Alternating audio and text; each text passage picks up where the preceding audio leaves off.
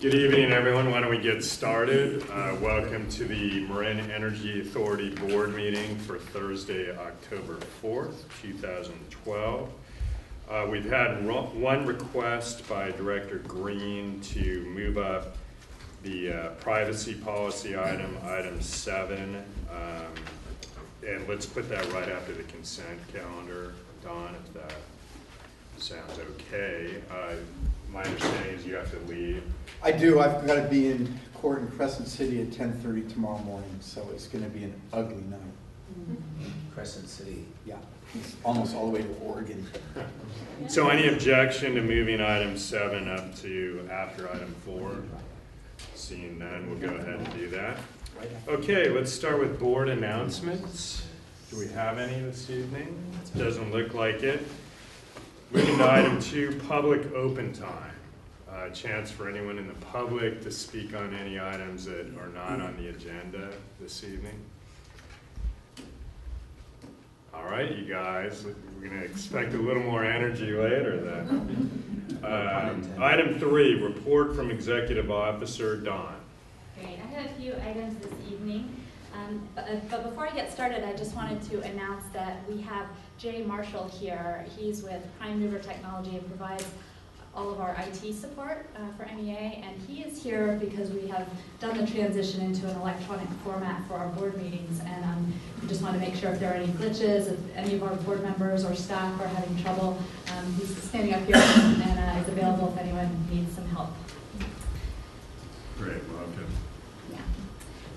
So the first announcement is I'm really pleased to be able to announce that on October 2nd, Marin Energy Authority received a letter from the CPUC certifying our revised implementation plan, which adds the city of Richmond to the Marin Clean Energy Service Territory, and also means we can now add a new seat to our board. So we're very, very fortunate tonight that we're able to offer a warm welcome to Mayor Gail McLaughlin from the city of Richmond, who will be serving as the alternate on our board as a representative of Richmond. So thank you so much for being here tonight. Thank you. Welcome. Welcome.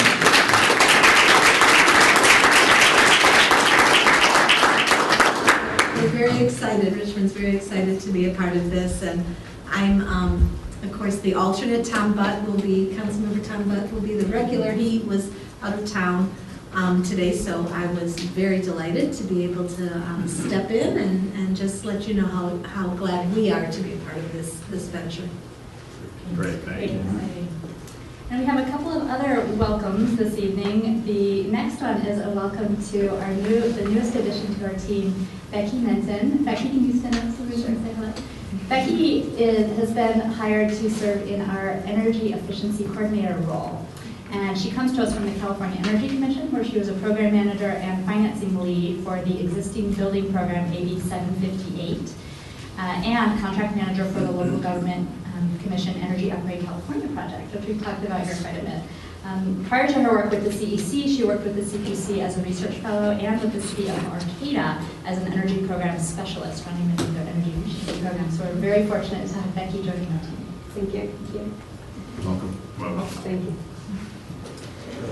And then the third welcome we have this evening is our also very new addition, Alex DiGiorgio. Alex, can you stand up, please? Alex is a Climate Corps member with legal training, I might add, who comes to us to help with outreach both in the Marin community but also in the Richmond community. And he's going to be sitting at a desk part-time in Richmond, and the city office is there, and part-time is sitting at a desk here upstairs with all of us. And has already begun developing an extensive list of places we're going to be outreaching to in Richmond and getting started on that effort. So we're really grateful to have Alex with us for the next year.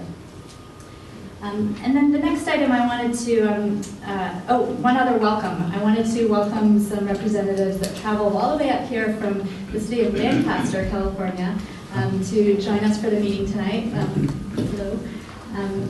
We have Robert Neal and a few other of his colleagues that came up, and they met with the city of San Francisco today to learn about their CCA program. They wanted to see how our board meetings operate, and then we'll be meeting tomorrow. So we really appreciate y'all taking the time to come up here and be part of the meeting. By the way, usually half our board is not second. So, Where are those guys? apparently there's a big house. Great, and then moving into logistics, just wanted to announce that we have a technical committee meeting this coming Monday, October 8th, and we're going to be covering 2 items that are worth mentioning. We encourage the public to attend if there's interest. Also, board members, even if you're not on TechCom, are always welcome to attend. We'll be talking about the Integrated Resource Plan, which was discussed at our retreat on September 10th. We'll be following up with some further discussion on that. We'll also be talking about our feed-in tariff and some possible upgrades and improvements that we'll be making to that program. So that will be occurring at 9 a.m. on Monday in the Borough Room, just across the way there. The next thing I wanted to report on is that we have we had a presentation in El Cerrito this week to their city council. They are interested in exploring the possibility of CCA, and this initial meeting seemed to be of interest, and I expect we may have further discussions at some point going forward. One other item as far as logistics, we'll be circling out to you regarding the January meeting, which at this time falls on January 3rd.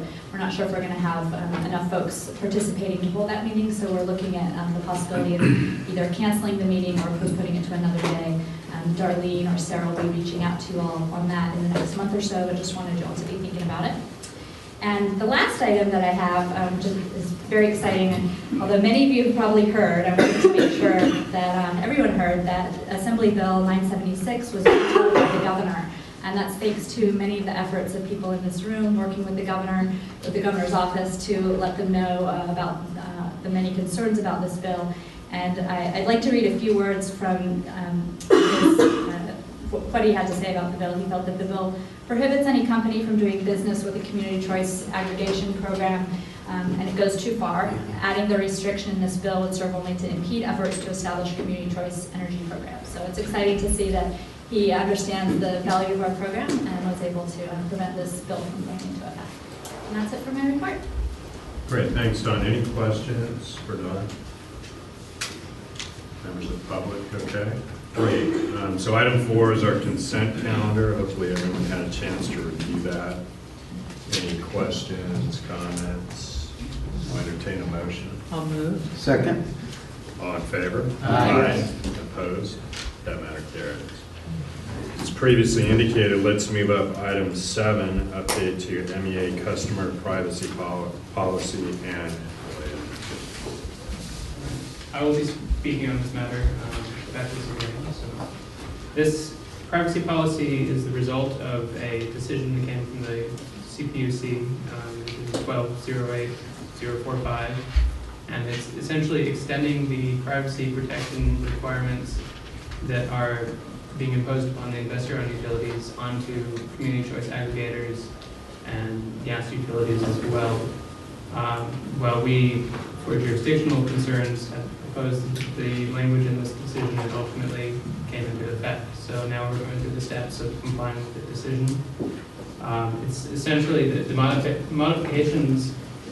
Well, I'll guide you through the 3 attachments we have. The first one, attachment B, is the attachment that accompanied the decision issued by the commission, and goes through the full detail of all the different steps that we need to take to comply. The primary components are that we have to draft a notice explaining how we're going to handle and protect customer usage data and information. That notice will be on our website. We will also have all of our email communications will have a link to that page. Any new customer that join our service will be provided a notice pointing them to where they can find the policy. It's fairly standard practice. And then every year we will have to issue a notice reminding them of a message reminding them of the notice and where they can find it, and of any changes that may have occurred. As far as the actual steps that we have to take to implement this into our internal documents, we have to bring it into our implementation plan. We're having to revise our implementation plan again, unfortunately. Brian approved it. So the only real edits are a few sentences within Chapter 9. customer rights and responsibilities. And it's just very minimal language stating that we will provide that we will be in compliance with the requirements within the decision, and providing a little bit of language to state about when these notices need to occur and what customers should expect. We're essentially going to follow the steps that the utilities are undergoing themselves to mimic the structure of how this notice needs to be set up and the exact phrasing, but it's pretty much we're looking to the board to approve this item and to go ahead and to tell us to go forth and implement the requirement steps that we need to do to comply.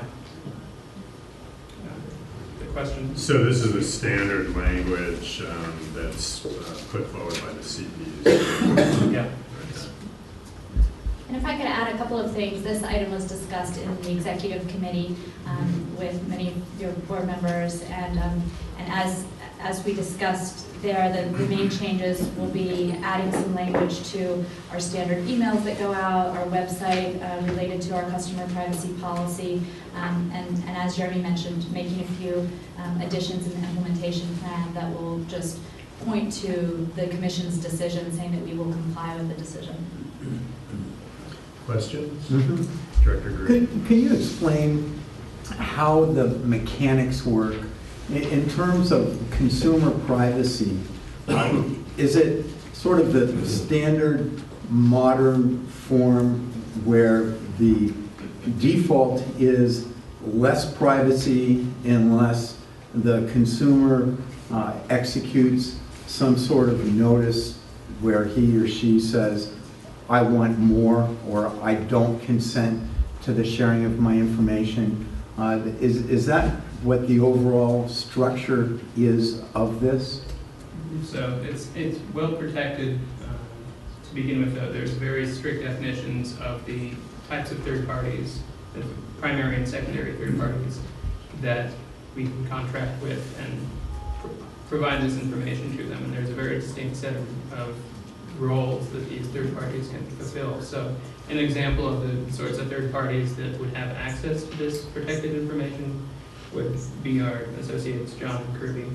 Sure. So it would be a very limited pool of third-party individuals managing the data. There are options for customers to either, they can request to see their information, to vet it, to make sure that it's accurate. They can go through the steps to revise any of the information that's there.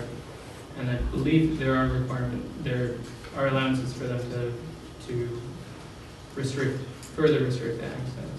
And if I might add further to that. When you say you believe, are you sure?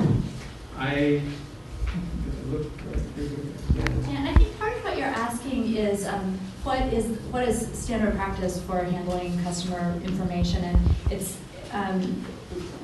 this is really just bolstering the protections that already exist, but expanding them so that they apply to electronic data or smart meter data. The protections that exist are very comprehensive, and there are very strong restrictions against sharing any confidential customer information. We have to, any of our vendors or employees that have access to data have to sign an NDA and have to be aware of what the policy is regarding not disclosing that sort of information. There are very strict guidelines with regards to what type of customer information we can give out. Typically, we have to adhere to requirements around aggregate. We can give out aggregate data if we're not providing anything that could be identified to. No, I understand that, but it's still, I'm not yet, I don't think my question is really answered. I'm not asking whether or not there are comprehensive protections. I'm asking about what the extent of consumer choice is, and whether the default going in means that there's less consumer protection, and in terms of what the disclosure of private information is, and if the consumer wants more protection, that's not the default. He or she has got to affirmatively ask for it. That's really what the gist of my question is. one? And if that is the case, then my follow-up question is, do we have any choice? Do we have any choice to reverse the default so that going in, there's more protection ipso facto to the consumer, and if he or she or it wants less, then they consent to it. They don't have to exercise themselves to protect what I think ought to be more protected to begin with. That's the gist of what I'm asking about, not the overall comprehensiveness of protection. It's just what's the structure and how does it work? So this is an increase in the level of protection, not a decrease. If that's what you're Okay. getting at. Well, in other words, I think Director Green is asking, do you have to affirmatively opt up to like in other words, when you're with a bank, When you're with they a bank ask or your insurance whether they company, can there's use all your of that information stuff. for credit cards, Yeah. that sort of thing. This seems like more just a set now higher level, Yeah, it's right? across the board. It doesn't Yeah. relate to individuals asking for a higher level of confidential protection. It is a requirement that all vendors that have access to this information or load serving entities that have access to it protect it at a higher level. Can I jump in here a second? I mean, as I'm reading the text of this, there's procedures provided to customers for granting and revoking authorization for secondary uses of covered information. But that there doesn't seem to be that process for primary uses of information. Although there's certain protections so that there isn't disclosure of customer information, even with respect to the primary purposes of information. Right, so the primary purposes would be to calculate usage, for example, to track the customer's usage and bill the customer. So that would be for the energy provider themselves. Right. The secondary uses would be a vendor, like someone that wanted to provide energy efficiency services, for example, would be considered secondary. One of the things that it talks about in terms of the data that's available for customers' own scrutiny is equal to that is provided to third parties. And isn't that a different level than what the data is that's available to the utility for billing purposes or for billing according to time of usage and whether or not there are going to be increased rates for hot times of usage and that sort of thing? Is that level of detail that the utility gets from the customer, is that same level of detail available to the customer, him or herself? Yes. It is. So the customer is on an equal footing in terms of his or her own information as the information harvester, as the utility is. So they're on a par, they're equal. Okay. Okay. Good question. Any further thoughts, Director Collins? Question, to what extent are we at risk with this higher standard, we, in terms of blowing a kid on this one, where we don't keep confidential that which we should, and do we have insurance coverage to the extent that we have additional risk? Yeah, no, that's a great question. This really bolsters the practices that we already have in place to protect customer confidentiality. Our main concern about the imposition of this regulation is really the jurisdictional issue, where the CPUC often forgets that they don't really have jurisdiction over CCAs. And so when these types of decisions occur, we do what we can to make it clear that we have our own governing board that sets policy and is the public body that oversees our activity. So the jurisdictional issue can bleed over into a lot of different realms, and that was where we took issue with this this regulation. But the actual impact of it on the agency, we don't have concerns around risk. We actually think that there's some positive things about saying more about how we protect data. But we already have a policy in place to protect data, and we already are following that policy. So we don't see a real change beyond simply adding some of the specific language that's being required by the Commission. We are insured as well. Yes, we do have general liability insurance that would cover that sort of thing. There are also, as you get into, if you want to look closely at this decision, you'll see that there are certain reporting requirements whereby, if a breach is made during a year, you are required to report the number of breaches you had and what you've done to rectify those breaches. So, and those breaches happen with all utilities, and there's a process that's followed. I don't know if Jeremy wants to add to that, but. We'd be reporting to Ed Randolph, the head of the energy division within the CPUC, and working in tandem with him and his staff to get through it. Is that the provision that requires you to give notice to the CPUC within 2 weeks of finding out that there has been a breach? Yes, yeah. There's, I believe, also an annual follow-up report that summarizes all the breaches. So it's that additional level of having to report up to the commission is something that we're not accustomed to. I think I'm good. I'm not sure that I actually got the answer to my question. So let me just ask it another way. So when we're dealing here with our ratepayers, the CCA statute opts all of them in. So it defaults their choice to be involved with us. And in order for them not to be involved with us, they have to affirmatively opt out. And so really the gist of my question is using that as a template. It's the same in terms of privacy.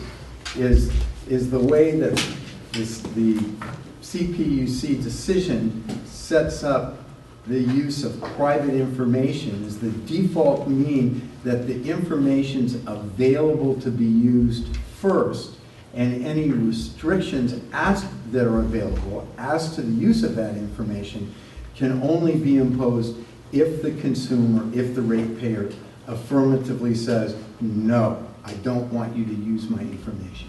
Is that how it's set up? Yes. Okay. It's with the secondary usage that opt-out is. Right, not with the primary. The primary, is the choice is pretty much removed. Yes. Okay.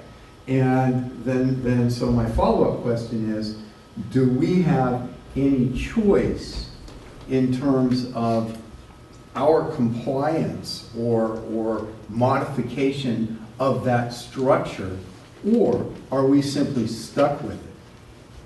We are fortunately stuck with it. Okay, that answers my question. Thanks. Yeah. Any further questions? Members of the public, any discussion on this item? Okay, why don't we bring it back? So I believe we need a motion, right, Jeremy? For approval of this. Do I have it? I'll move approval. Second? We got a motion and second, all in favor? Yes. Opposed? That matter carries. Okay, returning to item 5, amendments to fiscal year 012-13 budget to incorporate energy efficiency funding and adjust other budget categories. Great. So I'm going to say a few words and then turn it over to John Maher, who's with Maher Accountancy, to provide detail and answer any questions you may have. But this is the first proposed budget amendment or adjustment of this fiscal year, which started in April of this year. And the adjustment is really for two main purposes. First, we have received an allocation from the CPUC for energy efficiency dollars, and we needed to create a line item for that.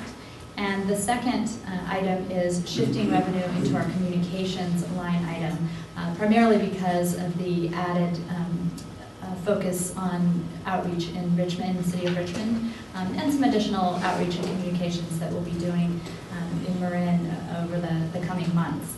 We were able to shift funds that were underspent in a couple of other categories, including legal. So do you want to add anything to that, John? I'll put a couple of things in.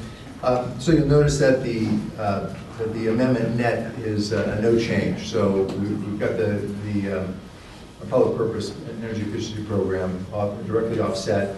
And then to cover the additional expenditures for the communications and a little bit for data manager and a couple other things, we moved money that looks like it's going to be in excess in other areas. So there's no net increase here. Don mentioned about the communications, which is the largest adjustment. The data manager was a little bit of a timing difference. Our agreement with the data manager is based on the volume of usage and the number of building units, and that's scaled in a little differently than was originally estimated. So that's just a small adjustment.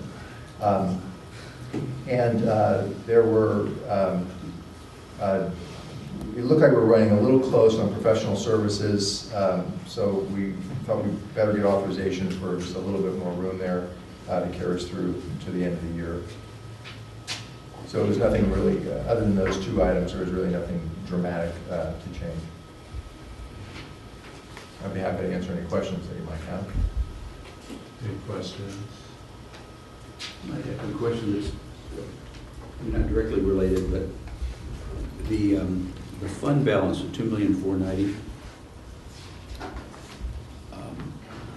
is that money just held in reserve? Well, essentially, yeah, and that actually is not the fund balance per se, but that was the plan. That was the planned increase. And as you recall, we had this. Well, you were in the midst of it, of course, this massive influx of volume. So in the model, there was a little bit of cushion in there to manage expectations and to see that reality and if reality didn't reflect the plan as far as on the good side, on the income side, but there would be a little bit of room there.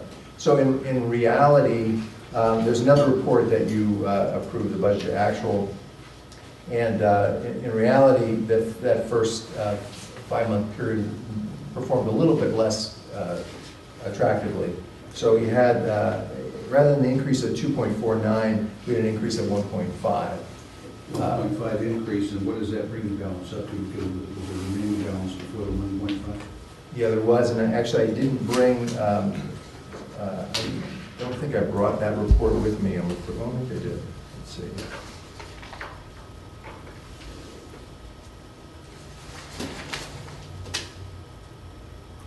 Yeah, I'm sorry to say I didn't bring that information with me. Wasn't planning on presenting It's that. gone up by 1.5, and we hope it will be 2,490.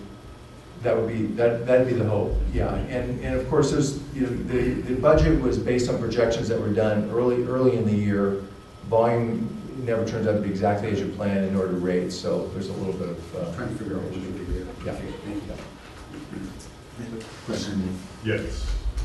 On the budget and other services where there's a little change, I mean, can we just have a little detail of what's included within that budget item? I see it's gone up 35,000, but right. just generally what kinds of things are covered under other services? There's going to be miscellaneous professional services. If there's some PR, computer consulting, some of the data management consulting people that are helping out. So it's kind of a hodgepodge of a bunch of different vendors. I can give some recent examples. We've had some work done on the website. We have a web form that customers can use to opt out, and that's needed some enhancements over the last few months. We also have recently entered into a contract for some legislative support that helped with the AB 976. So those are some examples. I'm just wondering, I know that we want to try to keep the presentation for the board simple. I don't know if it's helpful to footnote it, or if people want more detail, how we can do that to facilitate it. I just don't. My concern only is just when you have a kind of a general category like what we just described as hodgepodge. That makes me nervous as a board member. I just kind of want to know what's hodgepodge. Okay. Well, I'd be happy to share with you the details. Yeah. Well, I'm saying I don't want to take everyone's time up now. I'm just suggesting either it comes in a report or there's some sort of footnoting, just so that we can have. And I don't need it down to the penny, but just general categories of things that are within that. That's what I'm looking for. For the most part, it's professional services other than attorneys. So there's a lot of different professionals there, you know, as we mentioned. But you'd like to have a list next time, which we can do. That's fine. Yeah. You know, I mean, or if we don't want to complicate up the, you know, the sheet here, you know, so if someone on the board wants the information readily, it's provided. That's all. Yeah. Thank you. Makes sense. Any further comments? Yes. I know I had a phone conversation with John and Alex, and someone else was on the phone, I couldn't remember, but that explained a lot of this to me, and it was very helpful.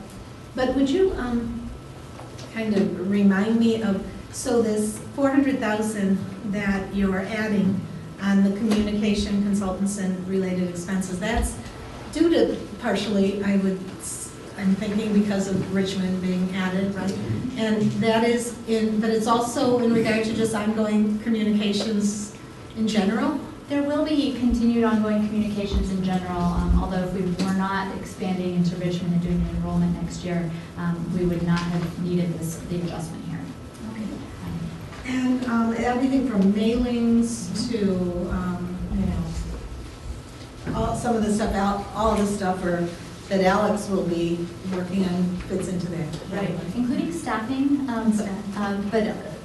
staffing, there will be some staffing support, but the marketing that we do in that area, we will do some advertisements in local media. We'll do a lot of outreach to local groups and community organizations, and distribute literature, produce literature, distribute literature. The opt-out notices that we send actually add up to quite a bit, because we need to send quite a few of them to many customers, so that's an expense in and of itself.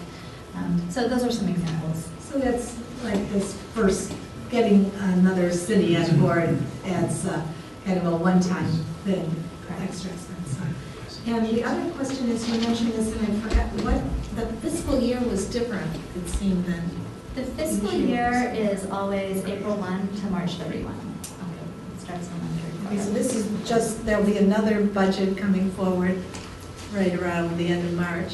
Yeah, typically we begin our budget planning in January, February, and we finalize the next year's fiscal budget in early March, and then it goes into effect April 1. We also do our rate setting along the same time frame so that we can keep the two aligned. Thank you. Any further board discussion? Members of the public on this item? Okay, seeing none, we'll bring it back. Looks like we need a motion. I'll move. Second? All in favor? Yes. Opposed? That matter carries. Okay, moving to item 6, resolution of the board approving the renewal of revolving line of credit with River City Bank in the principal amount not to exceed $1 million. Great. Done. Yeah, so this item is really just a renewal of a line of credit, or revolving line of credit that we've had in place with River City Bank over the last year. We had a line of credit in place with them, but actually did not need to draw on it during the last year. But it expired at the end of September, and so we talked to them about whether or not we needed to renew it. As we were having these discussions and kind of looking at whether or not to renew it, we felt that the amount of the line of credit at this point in time, when our budget has grown to over 50 a year, having a line of credit at 500,000 didn't seem to be really that useful, and so we doubled the amount to $1 million, and we would be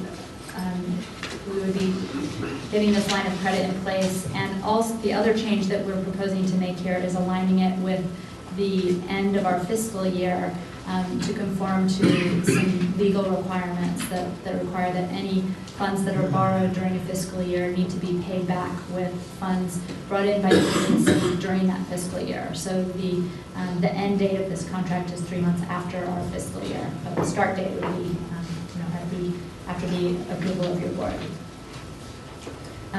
One other thing I should say is we don't know that it will be necessary for us to draw on this line of credit, but it will be helpful for us to have it over the next six to 9 months as we complete the shift that we've just gone through with adding a new batch of customers, and then also prepared to go through the shift with Richmond. So it helps to have that extra liquidity in case it's needed. Okay, any questions? I have a question. Yes, Director Ruth. What's the rate of interest on this line of credit refers to a bank commercial lending rate? I'm not familiar with that index. What is that? Yeah, let's see. It's a variable interest rate Where's it plus defined? 1.25%. So I think it's a published rate, and I'm sorry I don't have that information here, but I'd be happy to get that for you. No, I'm saying I see that that's the rate. It's 1.25 on top of that, but I mean, it's not, obviously I'm happy it's not LIBOR since we seem to have a few issues with with that index, but I don't know. We can deduce it's 2%. Well, Right? it's currently 3.25.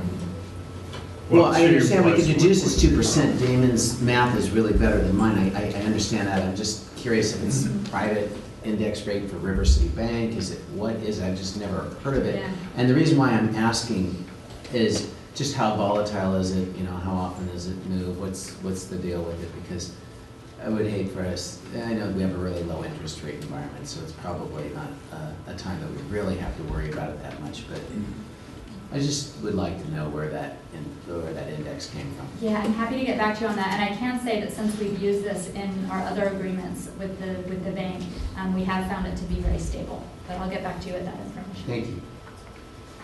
How's the overall relationship with River City this morning? It's very positive. We actually went and gave a presentation at a breakfast event they were holding last week in Sacramento. They wanted to have a David and Goliath talk. So we came out and did that, and they just sent us a thank you fruit basket today for that presentation. So the relationship is great, and they're very excited about having our business. Any other questions or comments on this item? Again, turning to the public. Seeing none, this is, Barbara? okay. I just have to Welcome. say, I was in Davis last week and I saw a branch of River City Bank, and I just walked in and said, thank you for the loan for MEA, and they were so thrilled. That was good. Nice, good story, yeah, excellent. Okay, on that note, do I have a motion? for I'll approval? move to adopt the resolution. And I'll second it. All in favor? Yes. Aye. Opposed? That matter carries.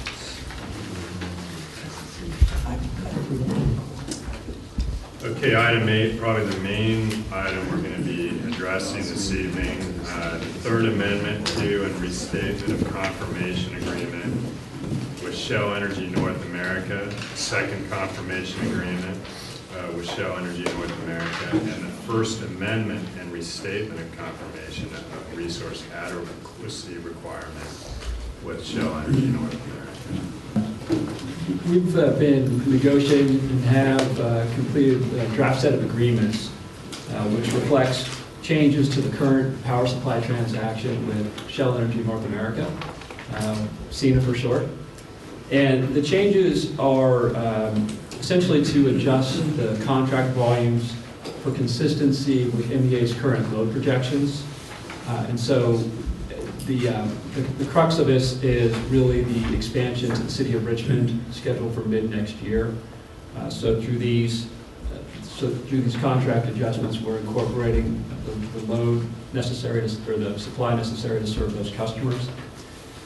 The expansion is going to be, our estimate is about 30,000 customers and energy requirements of about 400 gigawatt hours annually, or 400,000 megawatt hours annually. We've also, though, one of the advantages of the way that MEA has structured its program and the phase rollout is we also have an opportunity here as we go to supply the next phase to make adjustments to the existing customer base. And so we just recently completed the successful enrollment of the Phase 2B customers, the big enrollment, which happened in July of this year. And so now we have the actual customer base rather than having to make projections of what the participation rate is, we can now adjust for the actual participation rate. And so we've taken that opportunity here in adjusting the contract volumes to reflect the actual rate for those for that customer base. And then we also have been rather busy in procuring energy outside of Shell. And the focus has been on renewable energy, contracting for new renewable energy projects. We actually have 8 different projects under contract.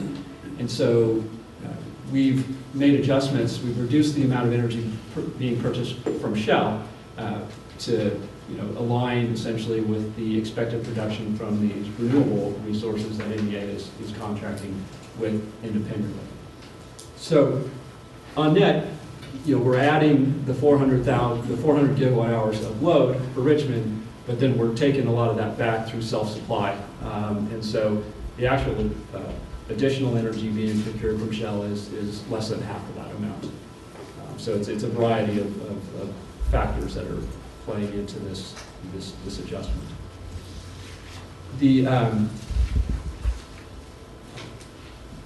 Let me just move on to the next slide if I can here. So transitioning from full requirements.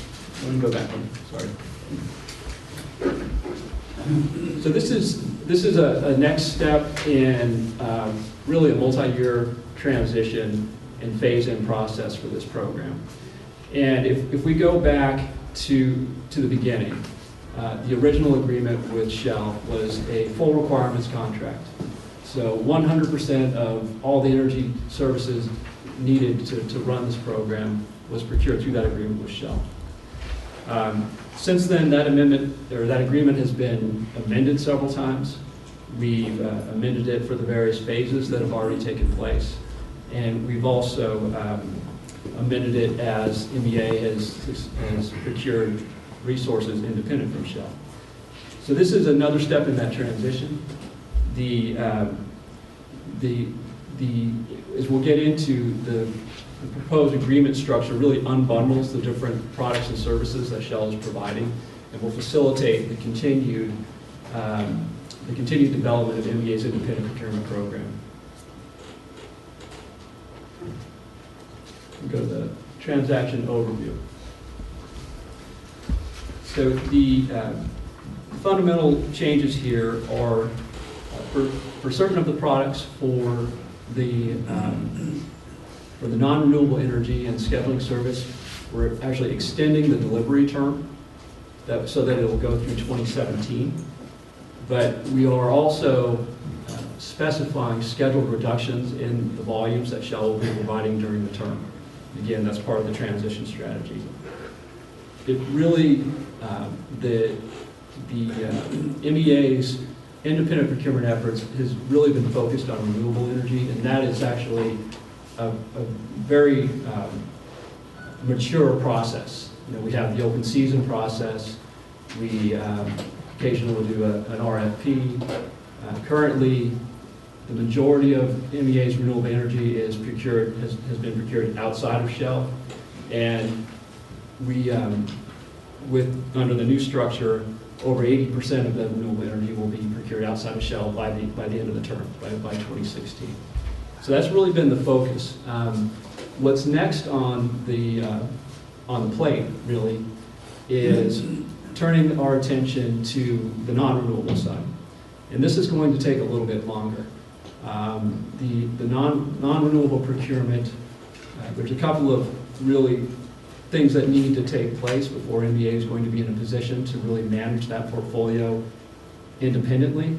One is just the continued passage of time, demonstration of the business model, accumulation of financial reserves, and an establishment of a credit rating. That will be key because power supply transactions, it's a capital-intensive business. One of the great values that Shell has been providing from the beginning is providing that capital on MEA's behalf. So that transition process will take a little longer. What we're able to do through this agreement, through this amendment, is to give ourselves a little bit more time, a couple of more years, in order to develop the systems and the credit rating so that we can take on the procurement of conventional energy. The agreement, as I mentioned, accommodates the Richmond expansion. It allows MEA to take some additional energy at historically low prices, helping to provide competitive rates for customers for the next several years. And all of the agreements, all of the confirmations that we're talking about, we've scheduled in these volume reductions, but we also have provisions in the confirmations or in the agreements where MEA can substitute its own resources for power that would otherwise be provided by Shell. So this is what has been known as the resource substitution clause. We've had that from the beginning. Those provisions will continue to be in place. So before I talk in more detail about the new structure, the proposed structure, just remind you of the current structure. So the current agreement with Shell, it's all, well, there's an umbrella master agreement. It's called the EEI Master Power Purchase and Sale Agreement. And this is essentially spells out the standard terms and conditions. It's not transaction specific. It's relationship. It develops the relationship and the terms under which separate transactions, which are referred to as confirmations, that's where products and services are actually bought and sold. So we have the master agreement, which was entered into in February of 2010. We currently have two confirmations. We have, you can think of it as an energy confirmation. Technically, it's called the Second Amendment to and Restatement of Confirmation. And this provides, it's for purchase of specified volumes of non-renewable energy, renewable energy, and scheduling services through May 6 of 2015. So this is a bit of a bundled energy contract providing both the renewables and non-renewables and the scheduling. That's the current confirmation. We have a separate confirmation for resource adequacy capacity. That was split out, unbundled, when we did in February of this year, when we amended the agreements to deal with the Phase 2B expansion. And do you want to just do a quick primer again on what that is, the capacity? Sure. So there's really three products that MEA needs to obtain in order to supply customers. So there is energy, there is renewable energy, or at least the renewable attribute, and then there's capacity. And so the capacity requirement, what that means is rather than, when you're talking about energy, you're talking about megawatt hours, right? You're talking about what you pay at the end of the month as a customer. Capacity is how much actual physical generating capacity is in the ground. So it's measured in megawatts. And so the requirement that MEA has, just like PG&E and just like any other entity that's out there serving load, is that MEA needs to demonstrate in advance, a year in advance, that it has enough capacity under contract, plus a reserve margin, 15% reserve margin, to ensure reliability. So it's a separate product, and it's being provided by Shell for MEA through this confirmation for resource adequacy. That currently goes through the end of 2015. Under the proposed structure, we still have the master agreement. There's nothing changing there. What we will wind up with are now three confirmations. So we're further unbundling. We'll have what we're going to call a renewable energy confirmation, a non-renewable energy confirmation, and a resource adequacy or capacity confirmation. So the technical name for the renewable energy confirmation is actually now the Third Amendment to and Restatement of Confirmation. So this sets forth the purchase of specified volumes of non-renewable energy and scheduling services from January 1, 2013, so the start of next year, through, I'm sorry, I said, let me start that over. It specifies the purchase of non-renewable energy and scheduling services up to January 1st of next year, and for the purchase of renewable energy through December 31, 2016. Okay, so in fact, it will become a renewable-only confirmation in January next year. During this bridge period between now, or when the contract is executed, in January, it will also be providing the non-renewable energy and the scheduling services. And John, before you get into the three breakout contracts, do you want to just quick overview why the decision to break it out as opposed to do the one overarching? Sure. One of the reasons for doing that is it really facilitates our MEA's ability to procure these products from other providers. So it's not just one bundle. If MEA wants to go out and procure, say, capacity from another provider, it can do that without disrupting a bigger deal. Another more sort of technical or regulatorily technical reason has to do with there are regulations in place that apply to contracts that are greater than 5 years or greater in length or in term. And these are related to emissions performance standards.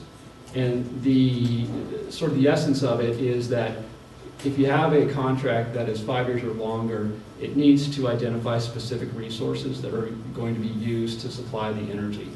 And there's a history there, but this was set out to prevent folks from sort of skirting the coming AB 32 regulations by entering into long-term contracts with dirty resources.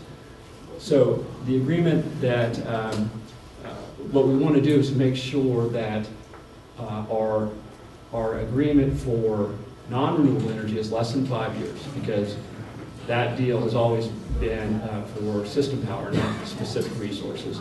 So we want to make sure that that is compliant with this emissions performance standard. The renewable agreement will be longer than 5 years, and that will actually specify the resources that will be used, so that will be compliant with the EPS.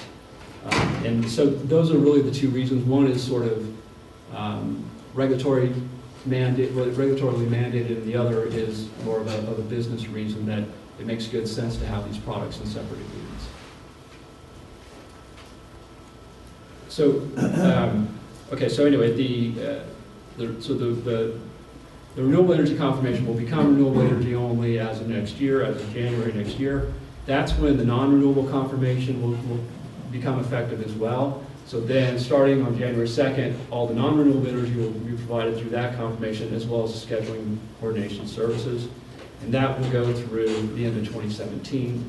And then the RA confirmation, there's really no change there structurally.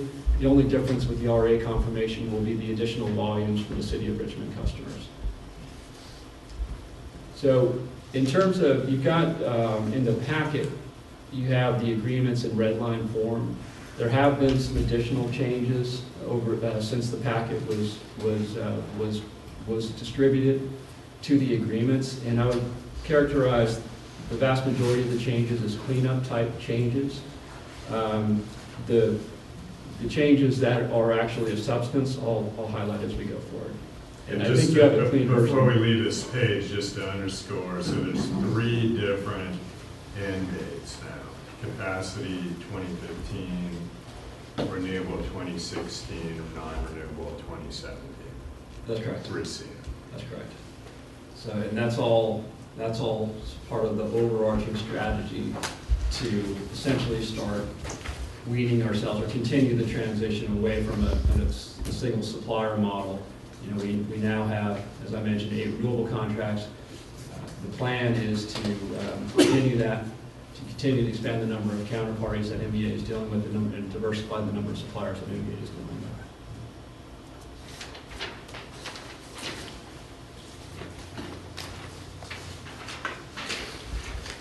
So in terms of now the renewable confirmation, or the third unit that we stated, so this agreement will provide a declining portion of MEA's renewable energy supply through 2016.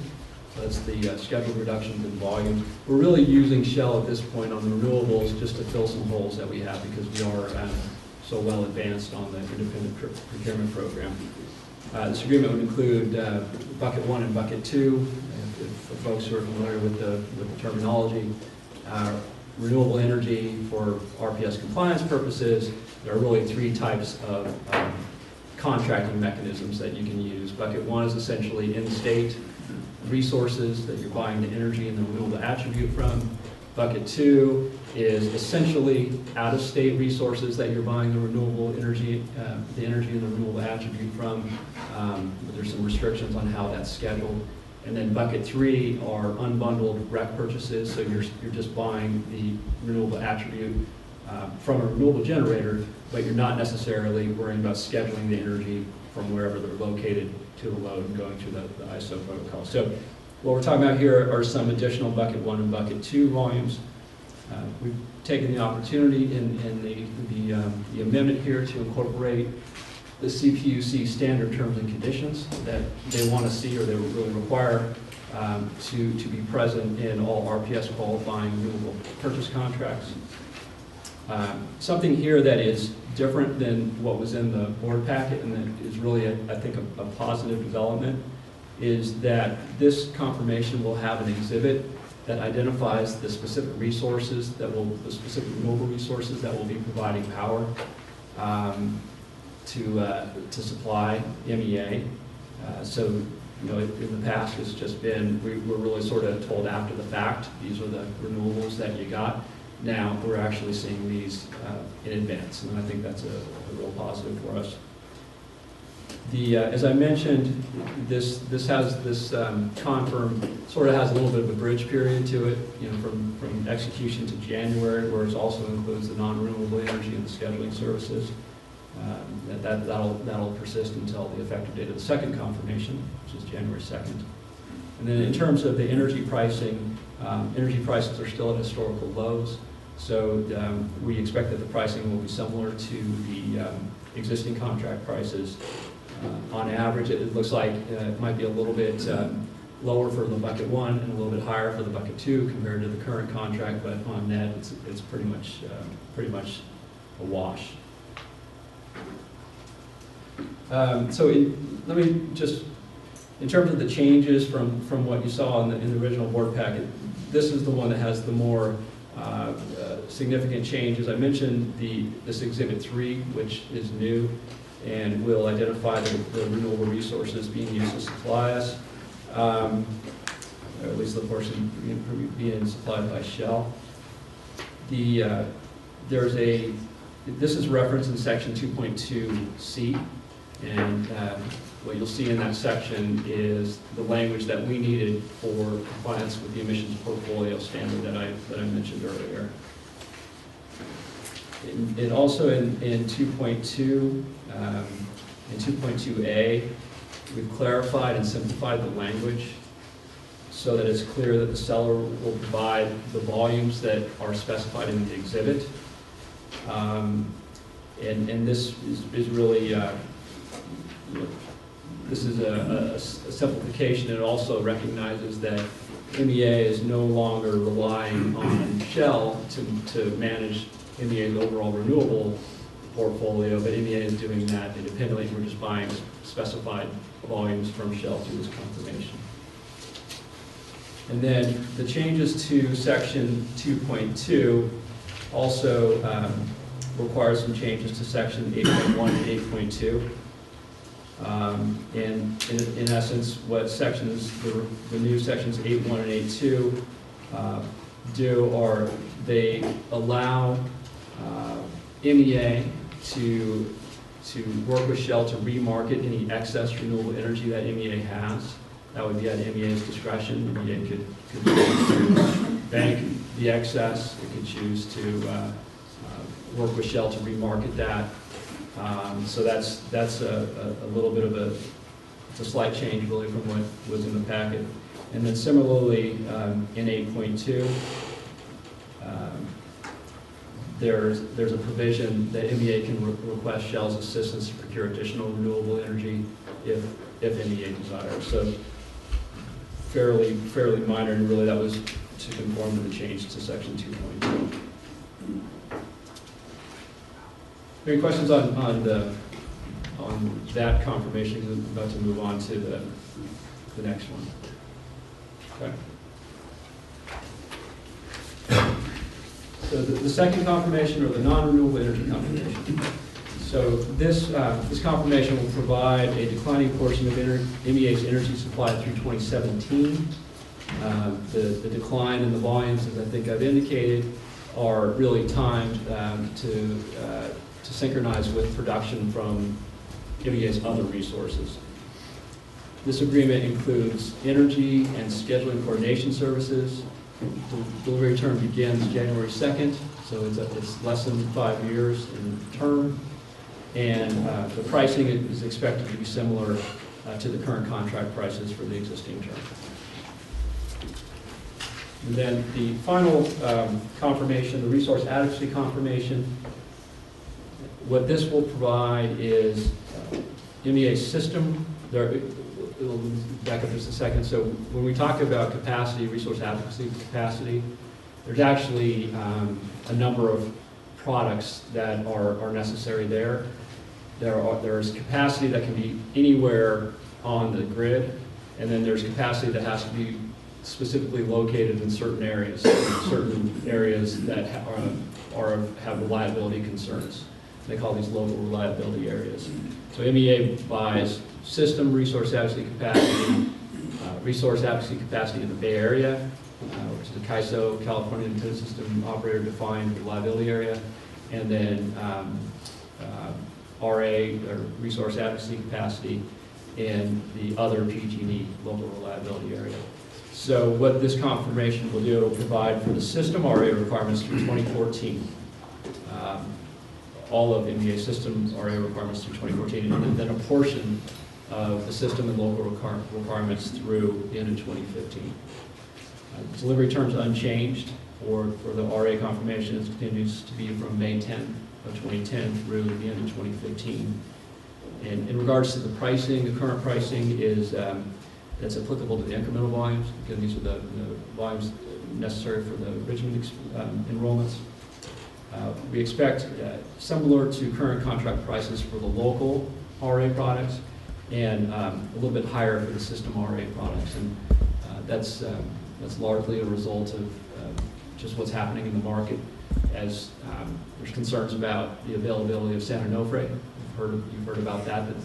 That tends to, the fact that unit is off and may not come back, tends to increase the prices for capacity, because that's a fairly large unit. There's some other market reasons why the price is a little bit higher for that. But on balance, it's same for local and a little bit higher for RA. So what this does is it really leaves room, because we're just rolling. We're going to be supplying all of the needs through 2014 and some of the needs through 2015. This really leaves room for, in the shorter term, for MEA to start procuring RA capacity from other providers.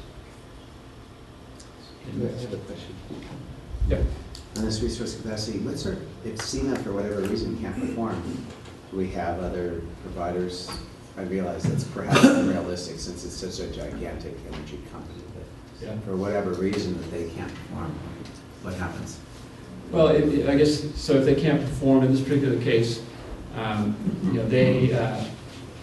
they provide us with information on the units that they're selling to us for RA. So I guess non-performance in this case would be they fail to do that.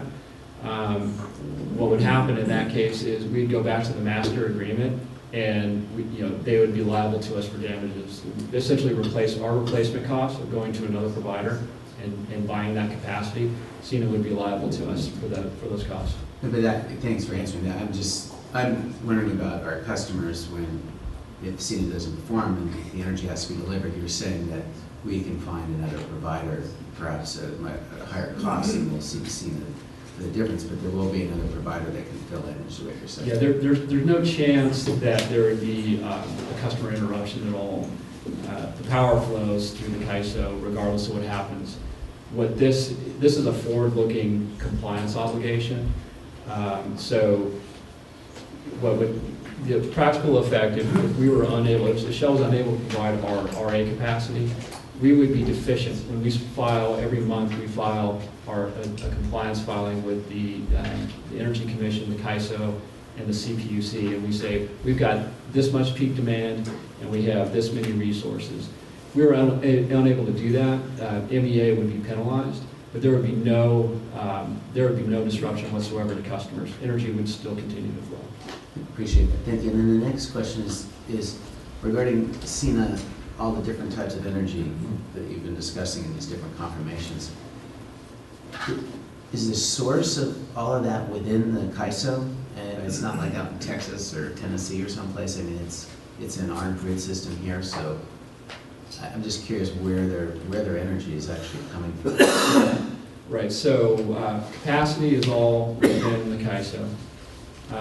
The renewable energy it's a mix of within California and the Pacific Northwest for the most part, Washington and Oregon.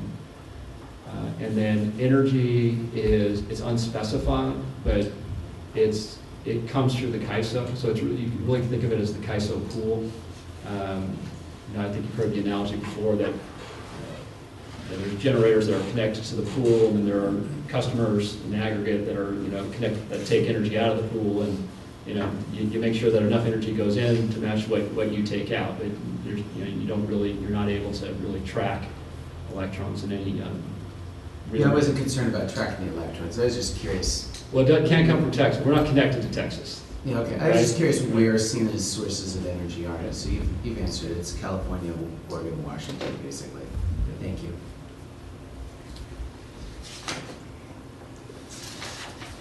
The recommendation, and as in the staff report, is to authorize the executive officer and the board chair to execute the 3 confirmation agreements.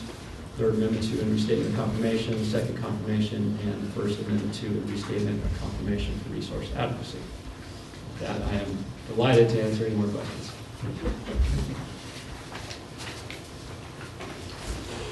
Any further questions from the board?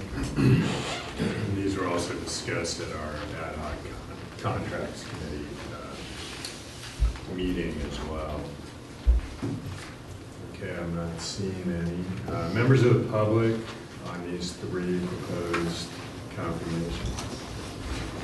Okay. Need separate motions or a single motion? You read my mind.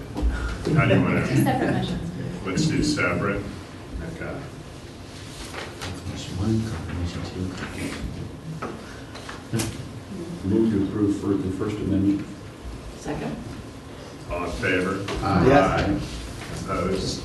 That matter carries. Move to approve the second confirmation. Second. All in favor? Yes. I'm sorry, I'm going to have to channel Beth, but I think we need to be more specific. So the first recommendation was to approve it wasn't clear. First Amendment and restatement of confirmation. I think the first item is the 3rd amendment to and restatement of. Sorry.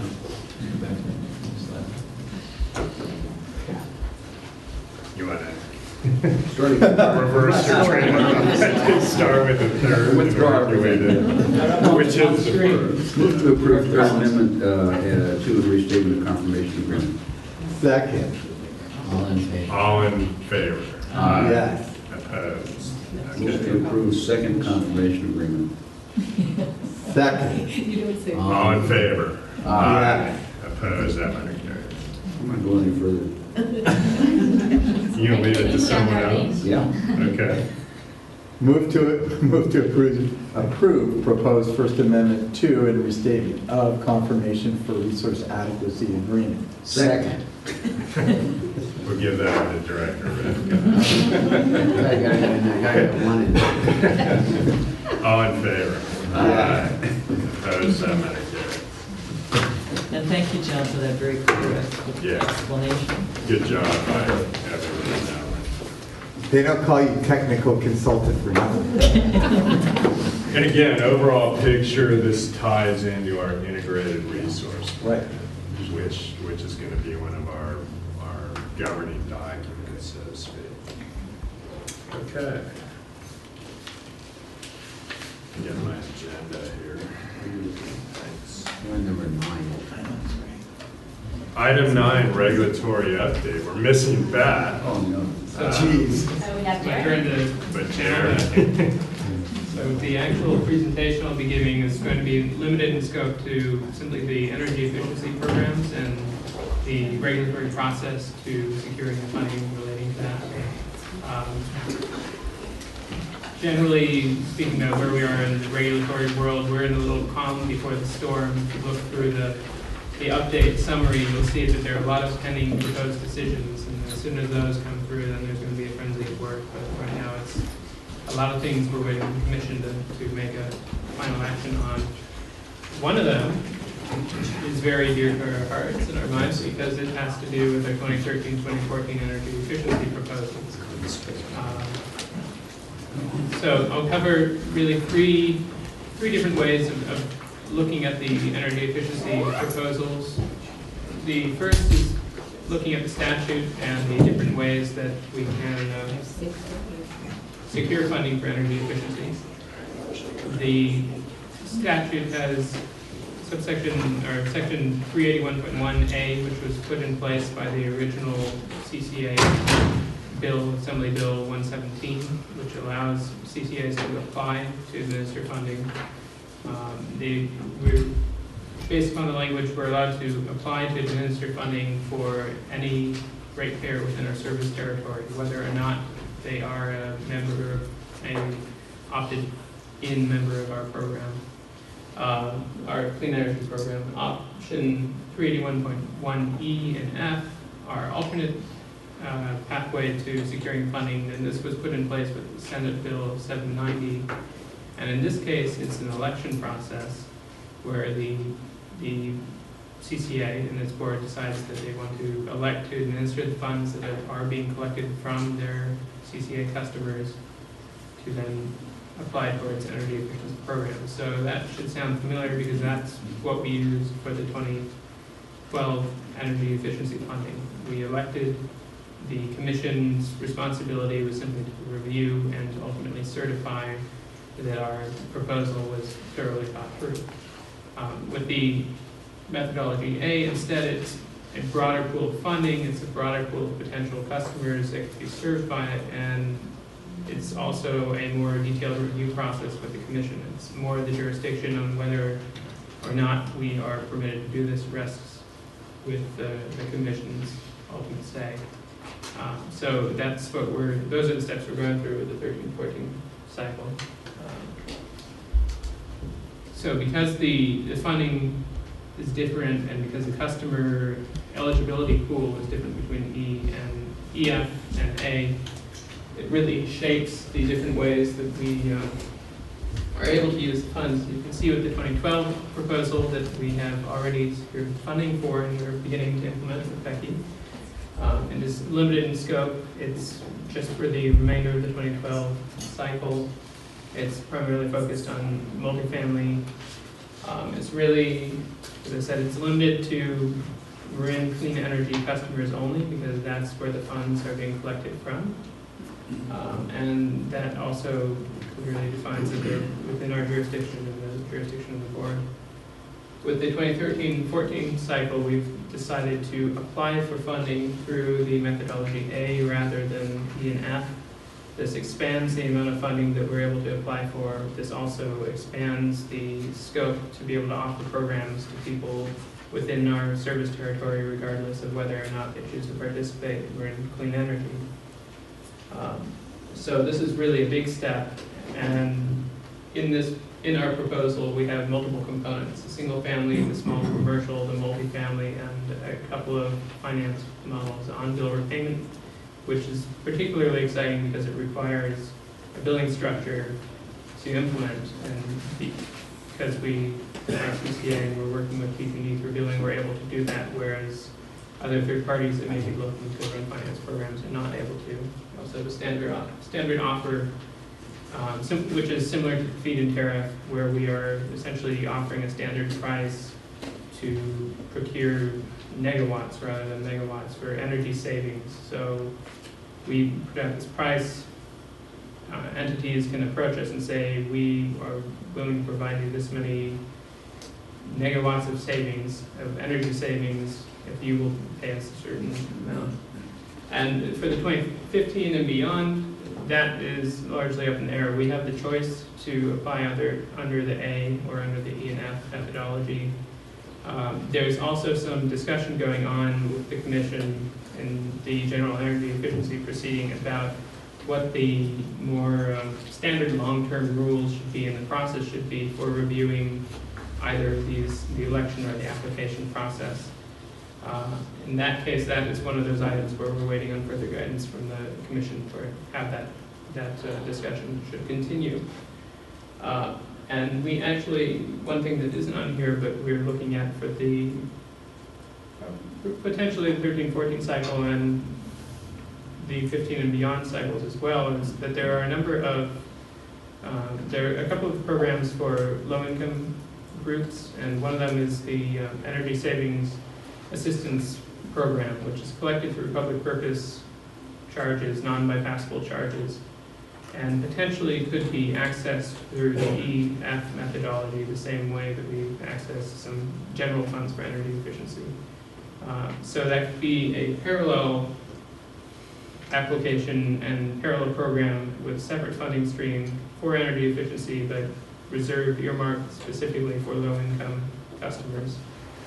So that may be a next step. The Commission just resolved their cycle of deciding how they're going to implement the next cycle of that period. It's a little odd that it's out of sync with the general energy efficiency cycle, but there is room, but we believe there is room to secure funding because the funds are being collected from our customers. And going to the next one, this is the timeline portrayal. It shows a little bit better of where we are with each of the three. We are now in implementation phase of the 2012 Energy Efficiency Program, which is very exciting. And that will continue on through the end of 2012 and spill over a little bit into 2013, and will ultimately be wrapped up. The 2013-14 cycle is in the last few steps of the formal review process by the Commission. We are anticipating a proposed decision from the Commission actually next Tuesday on the 9th. Based upon that language, they will then we will have a brief period to comment upon that and provide reply comments to what other parties may say. And in November 8th, it should reach the Commission for a vote. So it will come upon us pretty quickly. And based upon that decision, there will be the potential for workshops and follow through the implementation. One thing that's important to mention, and I believe some of you are aware of this already, is with the 13-14 cycle, the Commission is looking at providing energy efficiency program administration to a new construct, something called regional energy networks, which are basically local government entities that come together and want to administer energy efficiency funding and programs within their territory. This is something that the Commission has put together as a new model, rather than having the investor-owned utilities be the direct administrators. They're letting the local governments take a more authoritative role, which is exciting.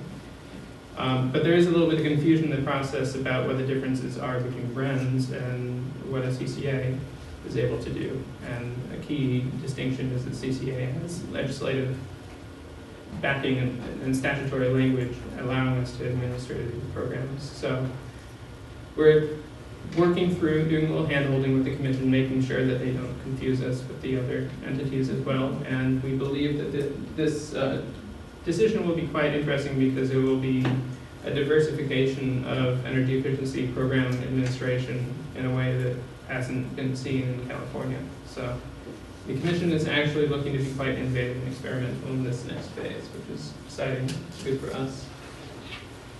And yeah, that's pretty much it.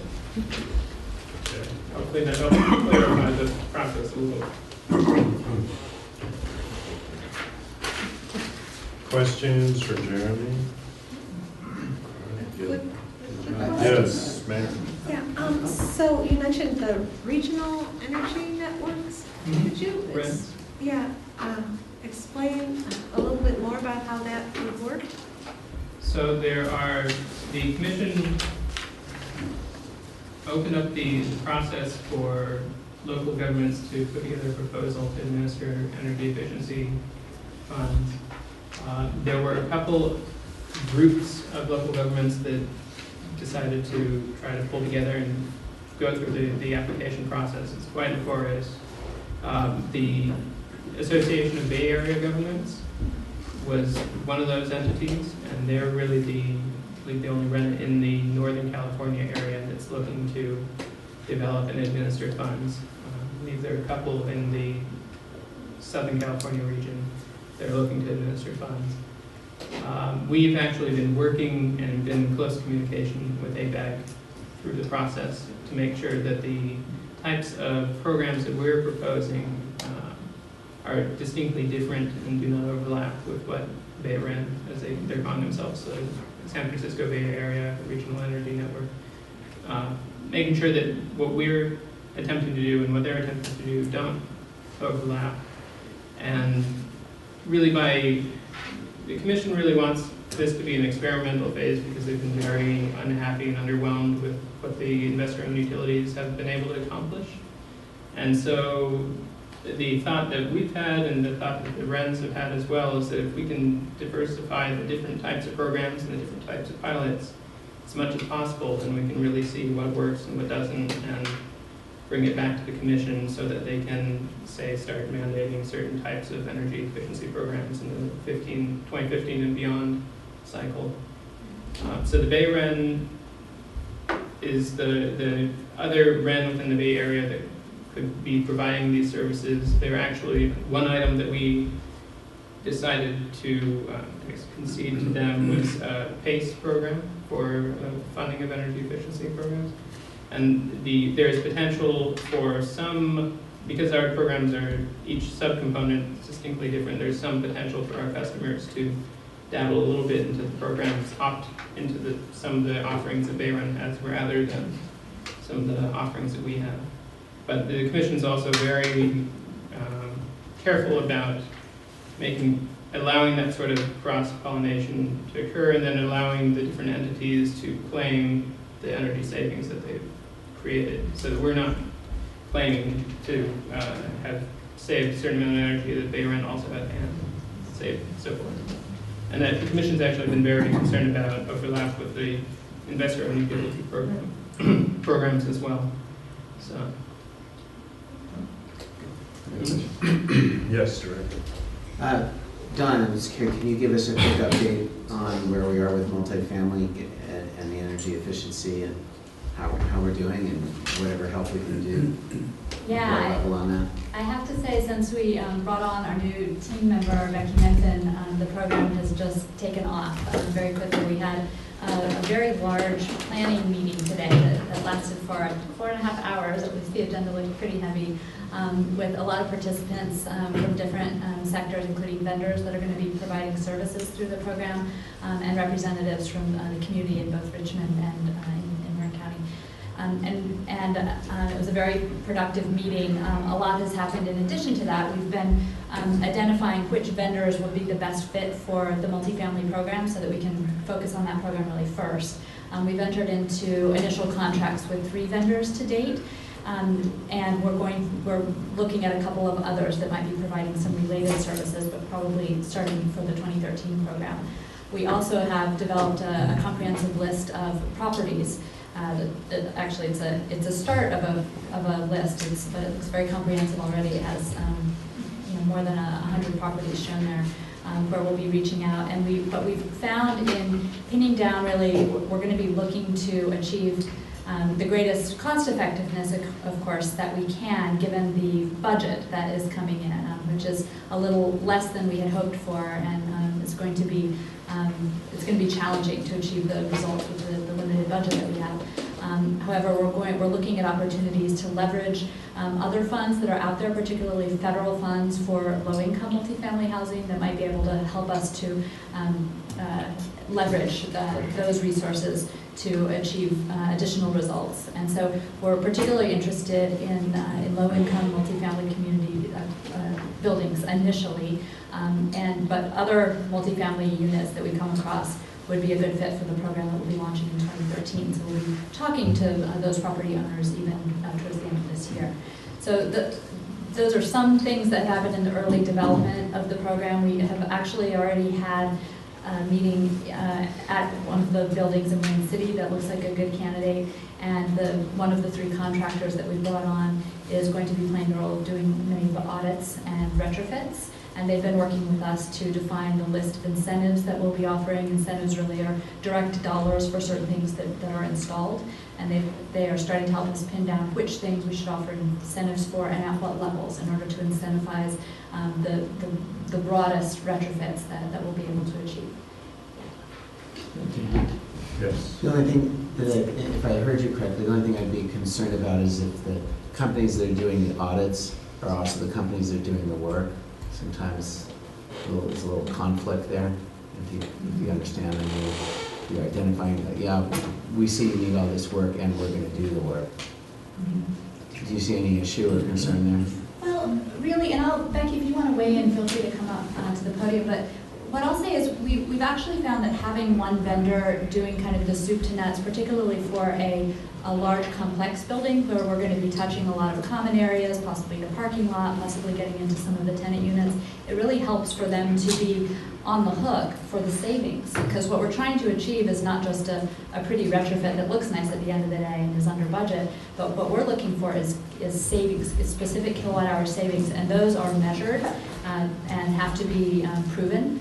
And so if they're on the hook from start to finish, then we think that is more effective than having a 2-vendor model where folks can go like this and you don't have one entity that's really on the hook for delivering the savings. But do you want to add to that, Becky? Sure. Thanks for giving me an opportunity to jump in here. The one thing I would add is that because we're leveraging some of the low-income programs, or hoping to, some of those come along with some pretty specific requirements about how the business is run. We're looking to work in particular with the Low-Income Housing Energy Assistance Program, known as the LIHEAP program. It's a program that's run through federally funded sources. And they actually have a requirement that the auditor, they have specific auditing requirements, and it's the contractor who provides those audits and also delivers the services to the extent that they're capable of doing that. With the common area measures, however, we have a partner on board, the Association for Energy Affordability. It's a nonprofit organization out of the East Coast who's really developed a West Coast presence in the last 3 or 4 years. And their specialty is really in developing auditing requirements and in providing quality assurance and technical oversight for the project. So they won't actually be performing the work on most of the common area facilities, but they'll be serving as a single point of contact and a coordinator for the program, overseeing some of the work of the other contractors and providing some back-end quality assurance on the whole package. So we feel very comfortable and confident with them on board. They essentially have wrote the book for how to run those programs in the multifamily sector. Thank you. All right. Any further questions or comments? Members of the public on the regulatory report? And I imagine we'll be hearing a lot more, just kind of regular updates at this point on that energy efficiency efforts. Very much appreciated. Barbara. Yeah, the energy efficiency programs, it's very, very complex and very busy right now. And there's an additional proceeding called the RIM, the Risk Reward Incentive Mechanism. And this is the shareholders' incentives for energy, to reward utilities for their lousy energy efficiency programs. And this proceeding has been going on and on and on for like 3 years. And they did take comments that early on for, parties that recommended just forget it. But then just recently they cranked it up and said, they wanted kind of on a fast track to determine what sorts of new proposals are out there for risk rewards and going into great deal of specifics. So I have sat that one out because they actually, the judge said, literally don't comment if you don't want shareholders' incentives. And so that is moving forward. I frankly think this is an issue that needs to go to the governor. It's coming from the governor. I don't think that the commission, some of the commissioners are pretty disgusted with it. And the judge is really disgusted with it. And I really do unfortunately think that it's the governor's call at this point. And I think he's trying to make nice to utilities for various reasons. So I recommend complaining about that, because it's really, it's one of the things that is going to drive a wedge between us and the regional energy networks. The regional energy networks offered to give utilities credit for all of the savings that are being done by local governments with independently of the utilities. And so, since they just, said, here, take us, that really is an unfortunate aspect of the regional energy networks, that they were not willing to fight for the credit going to the local governments. Because that means that, for example, that the local governments would not get any greenhouse gas credits, and it also means, of course, that the utilities are going to get, outrageous amounts of money. The last cycle, the 3-year cycle, it ended in 2009. They got $240 million for utilities. For programs that failed all their targets, only got 62% of their targets, and they were supposed to start getting penalties if they were below 85%. They were supposed to get nothing or penalties. And the judge said, well, we're not going to give them penalties, but they shouldn't, they should get nothing. And then Michael Peavy turned it around and ran it through. So that's a big difference between us and them. On the other hand, I think that's one of the reasons why we're only getting 15% of our funds. And I have no idea what's going to be in Julie Fitch's decision, but we'll find out pretty soon. But I hope that the board will authorize some effort to recapture the funds that we've lost in this process. And I know we wanted to get our programs going, and so now we have them going, but I think it's, we really need to go back and say, hey, 15% is not enough. I think I explained this last time, but the regional energy networks, you would think that would be the regional program, but it isn't. The regional energy efficiency has never been defined by the commission until the June 20th ruling by ALJ Fitch, which said that the regional, these are the AB 117. There's a line that says that we need to accommodate statewide and regional programs, accommodate the need for statewide and regional programs. And I said, well, you could accommodate the need by, we could do a generic residential program. I mean, the utilities are all doing separate programs in their own territories. They're not exactly the same.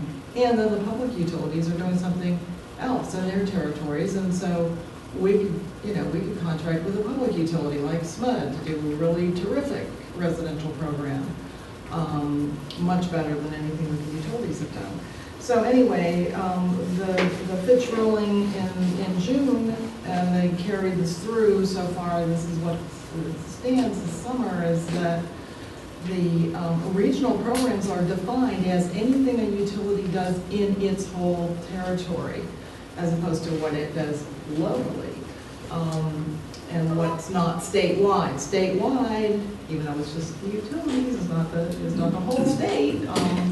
It's just the 75% that's invested in utilities. So statewide programs are 60% of the programs, these lousy programs, and the regional programs are 15%, and the stuff is the crumbs, 15%, and that's what we got. So Thank you, Barbara. Yeah, as we mentioned, we appreciate your ongoing input on these issues. We will be making this a regular feature, I think, of our meetings as we go forward with our energy efficiency efforts. Any further comments or questions on that item, the regulatory update? It was a good update, thank you. Yeah, thanks again, Jeremy. Tough shoes to fill on that one. Very tough. Okay, item 10, board member and staff matters. Seeing none, we're adjourned. Excuse me, can I just make one Yes. before you adjourn? Sorry. Right before I went down. All right. I just, because when we passed the motion in Richmond to agree to join all of you in this wonderful endeavor, there was kind of a second piece of it, and I don't know if Dawn had a chance to explain it to them. But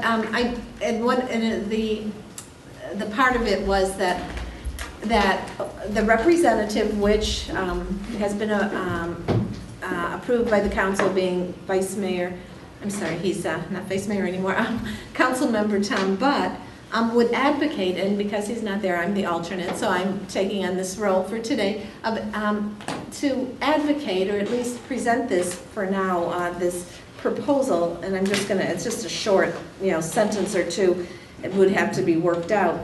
But because we're aware of these exit fees that PG&E requires, the PCIA, and because we have a large number of care customers in Richmond, I don't recall how many we have, but it's significant.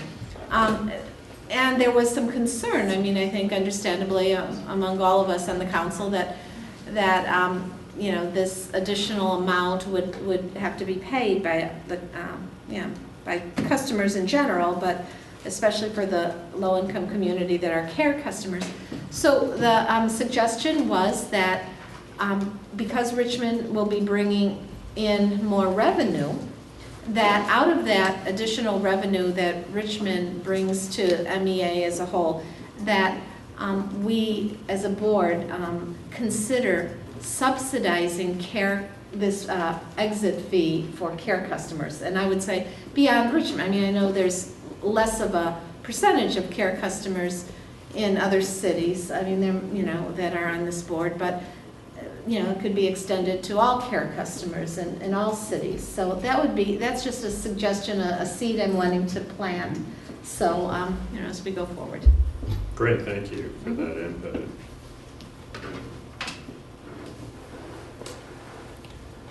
Okay, any further?